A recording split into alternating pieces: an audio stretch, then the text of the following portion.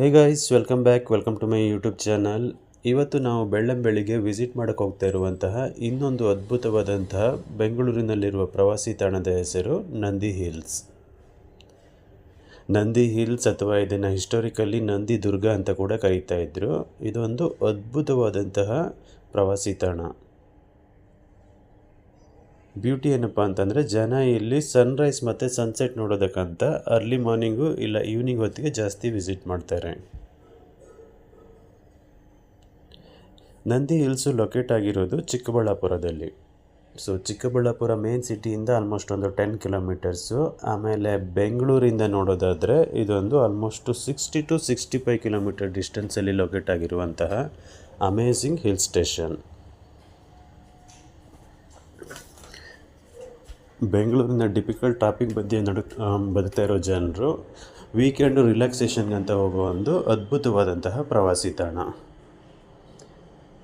ಇನ್ನು ಇಲ್ಲಿಗೆ ಹೋಗ್ಬೇಕಂದ್ರೆ ಆಲ್ಮೋಸ್ಟು ಜನ ಮಾರ್ನಿಂಗ್ ಒಂದು ಅರ್ಲಿ ಮಾರ್ನಿಂಗ್ 4-4:30ಗೆ ಸ್ಟಾರ್ಟ್ ಮಾಡಿಬಿಡ್ತಾರೆ. ಯಾಕಂದರೆ ಇಲ್ಲಿನ ಪ್ರಮುಖ ಆಕರ್ಷಣೆ ಅರ್ಲಿ ಮಾರ್ನಿಂಗು ಇರ್ಬೋದಂತಹ ಪಾಗು. ಈ ಪಾಗ್ನ ನೋಡೋದಕ್ಕಂತಲೇ ಜನ ತುಂಬ ದೂರದಿಂದ ಇಲ್ಲಿಗೆ ಪ್ರಯಾಣ ಮಾಡ್ತಾರೆ. ಇನ್ನು ಇದು ದೊಡ್ಡದಾದಂಥ ಹಿಲ್ ಸ್ಟೇಷನ್ನು. ನೀವು ಸಮುದ್ರ ಮಟ್ಟದಿಂದ ನೋಡೋದಾದರೆ ಸುಮಾರು 4800 ಫೀಟ್ಗಳಷ್ಟು ಹೈಟ್ ಆಗಿರುವಂತಹ ಸುಂದರವಾದಂಥ ಹಿಲ್ ಸ್ಟೇಷನ್ನು. ಕರ್ವಿಂಗ್ ರೋಡನ್ನು ದಾಟ್ಕೊಂಡು ಬರಬೇಕಾಗತ್ತೆ. ಇನ್ನು ವೀಕೆಂಡ್ ಬರ್ತೀರಂತ ಅಂದರೆ ತುಂಬಾ ಕ್ರೌಡ್ ಇರುತ್ತೆ. ನೀವು ಪ್ರಾಪರ್ ಪ್ಲ್ಯಾನ್ ಮಾಡ್ಕೊಂಡು ಬರಬೇಕಾಗುತ್ತೆ. ಚಿಕ್ಕದಾದಂತಹ ಪಾರ್ಕಿಂಗ್ ಪೀಸ್ ಕೂಡ ಇದೆ ಇಲ್ಲಿ. ಇನ್ನು ಒಳಭಾಗದಲ್ಲಿ ಸುಂದರವಾದಂತಹ ದೊಡ್ಡದಾದಂತಹ ನಂದಿ ಪುಷ್ಕರಣಿ ಅಂತ ಒಂದು ದೊಡ್ಡದಾದಂತಹ ಕೆರೆ ಕೂಡ ಇದೆ. ಕೆರೆ ಅನ್ನೋದಕ್ಕಿಂತ ಇದನ್ನು ಪುಷ್ಕರಣಿ ಅಂತ ಕರಿತೀವಿ ಕನ್ನಡದಲ್ಲಿ. ಇದು ತುಂಬಾ ಸುಂದರವಾಗಿದೆ, ವೆಲ್ ಮೇಂಟೈನ್ ಮಾಡಿರುವಂತಹದ್ದು.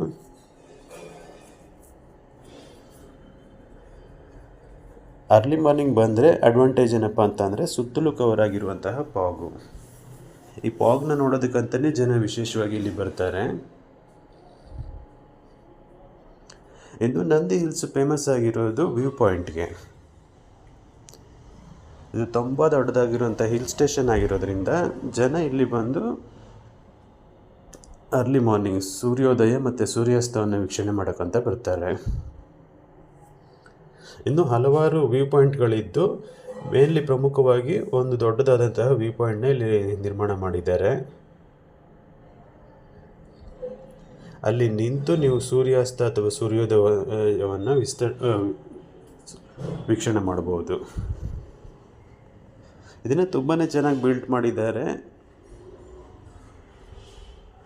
ಹೆಚ್ಚಾಗಿ ಜನ ಈ ಬ್ರಿಡ್ಜ್ ಮೇಲೆ ನಿಂತ್ಬಿಟ್ಟು ಸೂರ್ಯೋದಯ ವೀಕ್ಷಣೆ ಮಾಡೋದಕ್ಕೆ ಇಷ್ಟಪಡ್ತಾರೆ ಇಲ್ಲಿ ಬರೋರು.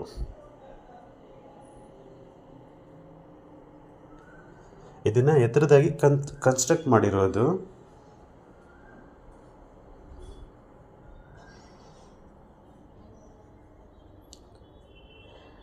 ನಂದಿ ಹಿಲ್ಸ್ಗೆ ವಿಸಿಟ್ ಮಾಡ್ತೀರಂತ ಅಂದರೆ ಈ ಪ್ಲೇಸ್ನ ನೀವು ಮಸ್ಟ್ ವಿಸಿಟ್ ಮಾಡಲೇಬೇಕು.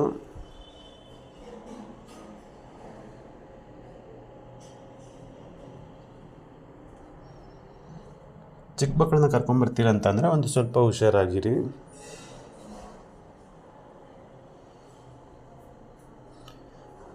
ಇದನ್ನು ಹೊರತುಪಡಿಸಿ ಹಲವಾರು ಕಡೆ ಸನ್ರೈಸು ಸನ್ಸೆಟ್ನ ನೋಡೋದಕ್ಕಂತಹ ವ್ಯೂ ಪಾಯಿಂಟ್ಗಳು ಕೂಡ ಇದೆ. ಇನ್ನು ನಂದಿ ಹಿಲ್ಸ್ನ ಇನ್ನೊಂದು ಪ್ರಮುಖ ಆಕರ್ಷಣೆ ಇಲ್ಲಿ ಒಳಭಾಗದಲ್ಲಿ ಇರುವಂತಹ ಸುಂದರವಾದಂತಹ ಟೆಂಪಲ್ಗಳು. ಸುಂದರವಾದ ನಂದಿಯ ಟೆಂಪಲ್ಲು, ಆಮೇಲೆ ಅರುಣಾಚಲೇಶ್ವರ ಅನ್ನುವ ಟ್ವಿನ್ ಟೆಂಪಲ್ ಅಂತ ಕರಿತೀವಿ ಇದನ್ನು.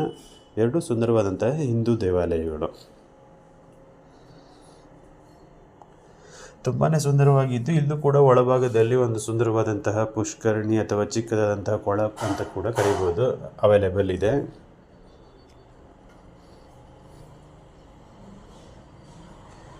ನೀರು ಕೂಡ ತುಂಬಾ ಕೋಲ್ಡ್ ಆಗಿರುತ್ತೆ.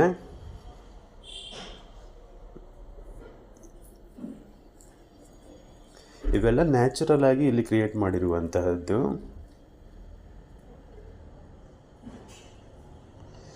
ನಂದಿ ಹಿಲ್ಸ್ಗೆ ವಿಸಿಟ್ ಮಾಡ್ತೀರಾ ಅಂತಂದರೆ you must go inside this temple. ಯಾಕಂದರೆ ಸುಂದರವಾಗಿರುವಂಥ ಹಿಂದೂ ದೇವಾಲಯಗಳಿವು.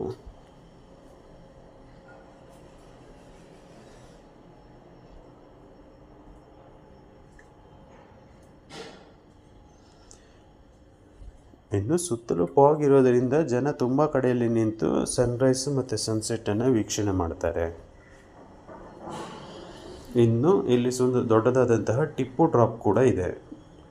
ಸೊ ಟಿಪ್ಪು ಸುಲ್ತಾನ ಕಾಲದಲ್ಲಿ ತಪ್ಪು ಮಾಡಿರೋರನ್ನು ಇಲ್ಲಿ ಕರ್ಕೊಂಬಂದು ಈ ಮೇಲ್ಭಾಗದಿಂದ ಕೆಳಗೆ ತಳ್ಳಿ ಸಾಯಿಸ್ತಾ ಇದ್ರು ಅನ್ನೋ ಒಂದು ಪ್ರತೀತಿ ಕೂಡ ಇದೆ. ಅದಕ್ಕೆ ಇದನ್ನು ಟಿಪ್ಪು ಡ್ರಾಪ್ ಅಂತ ಕರೀತಾರೆ. ಶಿಕ್ಷೆ ಕೊಡಬಹುದಾದಂತಹ ಒಂದು ಸ್ಥಳವಾಗಿತ್ತು ಮೊದಲಿದು.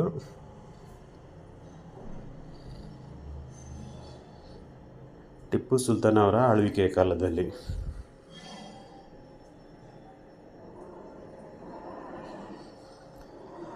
ಇನ್ನು ನಂದಿ ಹಿಲ್ಸ್ನ ಇನ್ನೊಂದು ಆಕರ್ಷಣೆ ಒಳಭಾಗದಲ್ಲಿರುವಂತಹ ಸುಂದರವಾದಂತಹ ಗಾರ್ಡನ್ನು. ತುಂಬ ದೊಡ್ಡದಾದಂತಹ ಗಾರ್ಡನ್ ಇದೆ. ಆಮೇಲೆ ವಿಶೇಷವಾದ ಹಲವಾರು ಬಗೆಯ ಟ್ರೀಗಳನ್ನು ಇಲ್ಲಿ ನೋಡೋದಕ್ಕೆ ಸಾಧ್ಯ. ಸುಂದರವಾದ ಮರಗಳು, ಚಿಕ್ಕ ಚಿಕ್ಕ ಜಾತದಂಥ ಗಿಡಗಳು ಎಲ್ಲವನ್ನು ಚೆನ್ನಾಗಿ ಮೇಂಟೈನ್ ಮಾಡಿದ್ದಾರೆ.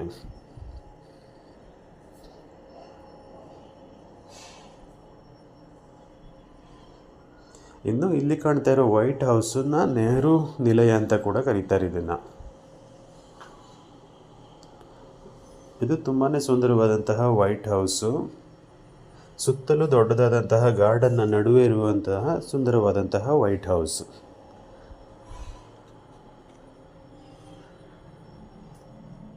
ಇದರ ಆ್ಯಕ್ಚುಲ್ ಹೆಸರು ನೆಹರು ನಿಲಯ. ಇನ್ನು ಬ್ರಿಟಿಷ್ ಆಳ್ವಿಕೆ ಕಾಲದಲ್ಲಿ ಸ್ವಲ್ಪ ಕಾಲ ಇದು ಬ್ರಿಟಿಷ್ ಗೌರ್ಮೆಂಟ್ ಅವರ ಗವರ್ನರ್ ಅವರ ಗೆಸ್ಟ್ ಹೌಸ್ ಕೂಡ ಆಗಿತ್ತು. ಸಾರ್ವಜನಿಕರ ಪ್ರವೇಶಕ್ಕೆ ಇದನ್ನು ನಿಷೇಧಪಡಿಸಲಾಗಿದೆ. ಆದರೆ ಸ್ವಲ್ಪ ಹತ್ತಿರ ಭಾಗದಲ್ಲಿ ಹೋಗಿ ಮೇಲ್ಭಾಗವನ್ನು ಕೂಡ ನೀವು ರೀಚ್ ಆಗ್ಬೋದು. ಒಳಭಾಗವನ್ನು ಎಂಟರ್ ಮಾಡೋದಕ್ಕೆ ಅವಕಾಶ ಇಲ್ಲ. ತುಂಬಾ ಅದ್ಭುತವಾಗಿ ಕಟ್ಟಿರುವಂತಹ ಒಂದು ಸುಂದರವಾದಂತಹ ಗೆಸ್ಟ್ ಹೌಸ್ ಅಂತ ಕರಿಬೋದು. ಇದನ್ನು ನೆಹರು ನಿಲಯ ಅಂತ ಕರೀತಾರೆ.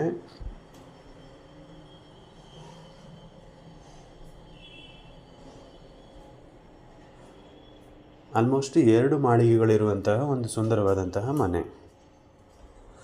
ಸುತ್ತಲೂ ದೊಡ್ಡದಾದಂತಹ ಅದ್ಭುತವಾದಂತಹ ಪಾರ್ಕು, ಅದರ ನಡುಭಾಗದಲ್ಲಿ ಇರುವಂತಹ ದೊಡ್ಡದಾದಂತಹ ಮನೆ ಇದು. ಪಾರ್ಕನ್ನು ಕೂಡ ತುಂಬ ಚೆನ್ನಾಗಿ ವೆಲ್ ಮೇಂಟೈನ್ ಮಾಡಿದ್ದಾರೆ.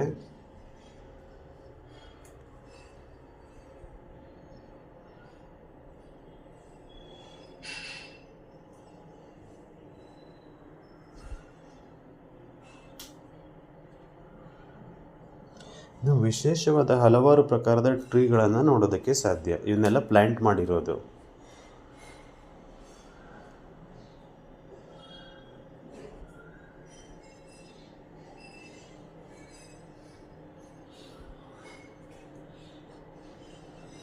ಇನ್ನು ನೆಹರು ನಿಲಯದ ಫಸ್ಟ್ ಚಾವಣಿಯನ್ನು ಕೂಡ ನೀವು ಏರ್ಬೋದು.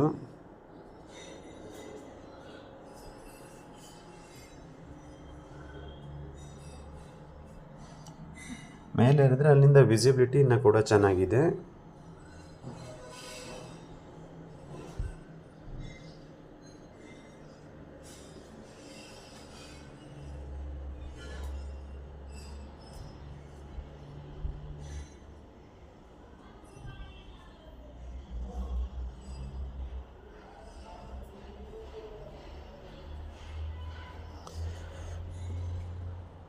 ಮೇಲ್ಭಾಗವನ್ನು ಏರಿ ಸುಂದರವಾಗಿ ಸುತ್ತಮುತ್ತಲು ಇರುವಂತಹ ಪರಿಸರವನ್ನು ಕೂಡ ನೀವು ವೀಕ್ಷಣೆಯನ್ನು ಮಾಡಬಹುದು.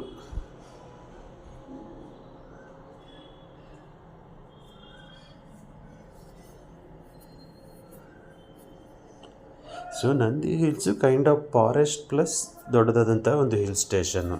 ದೊಡ್ಡದಾದ ಹಿಲ್ ಸ್ಟೇಷನ್ ಮೇಲೆ ಇರಬಹುದಾದಂತಹ ದೊಡ್ಡ ಫಾರೆಸ್ಟ್ ಕೂಡ ಇದೆ ಇಲ್ಲಿ. ಅದ್ಭುತವಾದಂತಹ ಮರಗಳು, ಸಿನಾರಿಯೋ, ಆಮೇಲೆ ಹಲವಾರು ಪ್ಲೇಸ್ಗಳನ್ನು ನೀವು ವಿಸಿಟ್ ಮಾಡ್ಬೋದು ಇಲ್ಲಿ. ನೀವು one day early morning trip ಅಂತ ಪ್ಲ್ಯಾನ್ ಮಾಡ್ಕೊಂಬಂದರೆ ಆಲ್ಮೋಸ್ಟು ಒಂದು ಮಧ್ಯಾಹ್ನದವರೆಗೂ ವೀಕ್ಷಣೆ ಮಾಡ್ಬೋದಾದಂತಹ ಹಲವಾರು ಪ್ಲೇಸ್ಗಳಿದೆ. ಇನ್ನು ಹೆಚ್ಚಾಗಿ ರೀಲ್ಸ್ ಕ್ರೇಜ್ ಇರೋ ಜನ ಇಲ್ಲಿ ಬಂದು ರೀಲ್ಸ್ ಮಾಡ್ತಾರೆ, ಅದನ್ನೆಲ್ಲ ನೋಡ್ಬೋದು ನೀವು. ಹೋಪ್ ಈ ವಿಡಿಯೋ ನಿಮಗೆ ಇಷ್ಟ ಆಗಿದೆ ಅಂತ ಅಂದ್ಕೊತೀನಿ. ಇಷ್ಟ ಆದರೆ kindly subscribe, like, share and also hit on bell icon to get all the future notification. Thank you for watching this video.